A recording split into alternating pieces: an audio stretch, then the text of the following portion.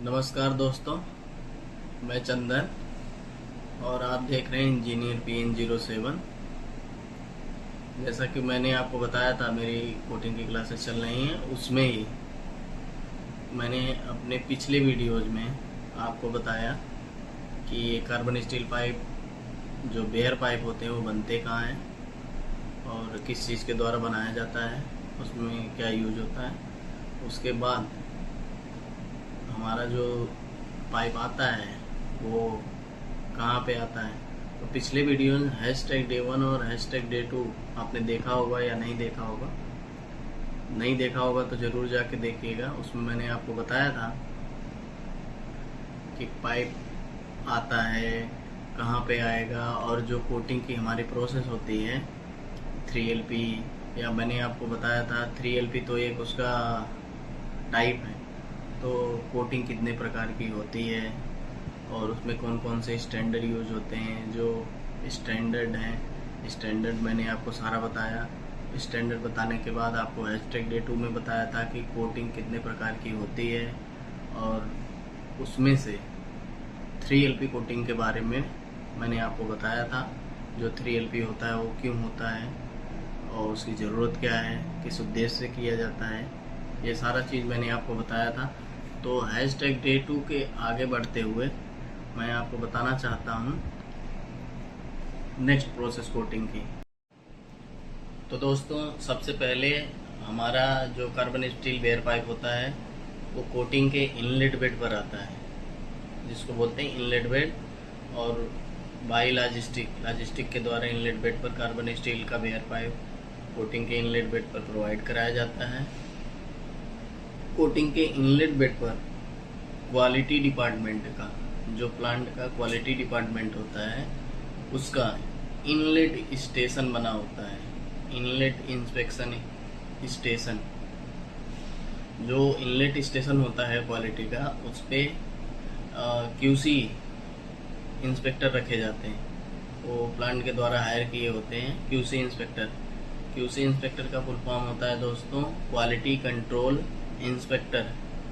तो ये जो क्वालिटी कंट्रोल इंस्पेक्टर होते हैं, इनके द्वारा पाइपों की चेकिंग की जाती है।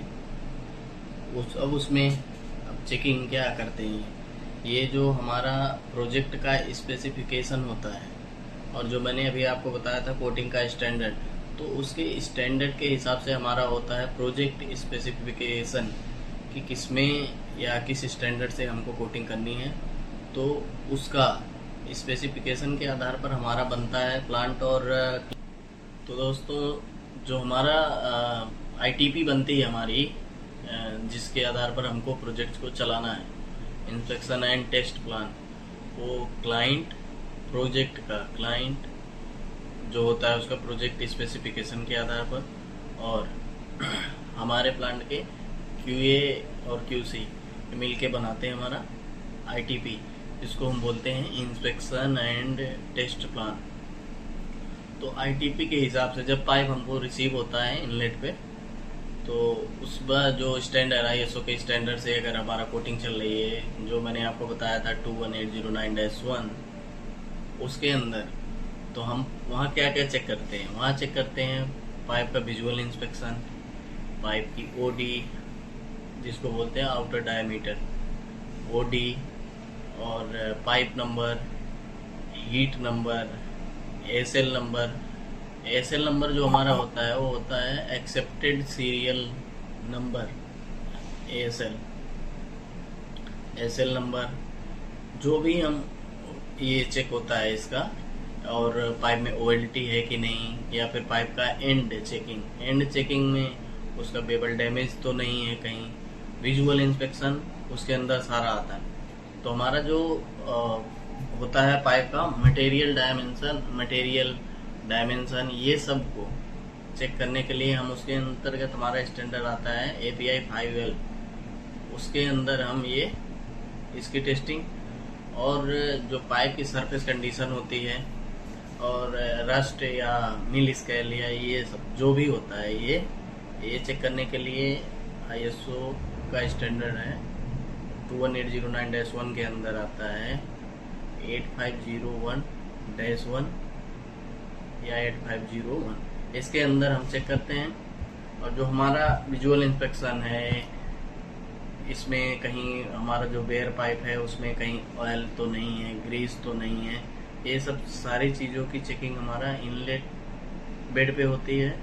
और किसके द्वारा, वो मैं आपको बताया अभी, क्यूसी इंस्पेक्टर के द्वारा। किसके आधार पर? प्रोजेक्ट स्पेसिफिकेशन या ITP, inspection and test plan के अनुसार। तो ये हमारा जो इनलेट की चेकिंग है उसमें क्या क्या होता है अभी मैंने आपको बता दिया। आगे इसके जो भी रहेगा वो हमारी नेक्स्ट क्लास में #Day 4, ये हमारी जो चल रही है #Day 3 है, Day 4 में आएगी। तब तक के लिए दोस्तों नमस्कार।